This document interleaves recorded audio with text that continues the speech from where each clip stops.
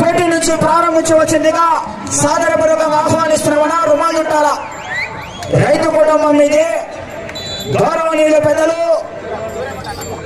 ఎల్లారెడ్డి గారి భీమిరెడ్డి గారు ఒక మంచి రైతు.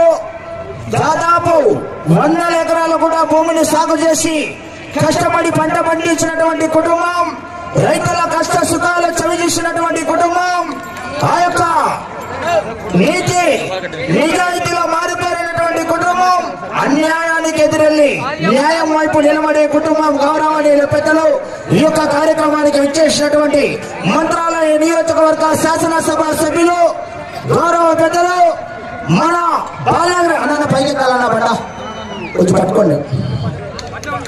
బండ పైకి కాల శనాగోళ కుడి చేతులు పట్టుకోవాలా. శనాగోళ పైకి తిప్పాలి. చెప్పండి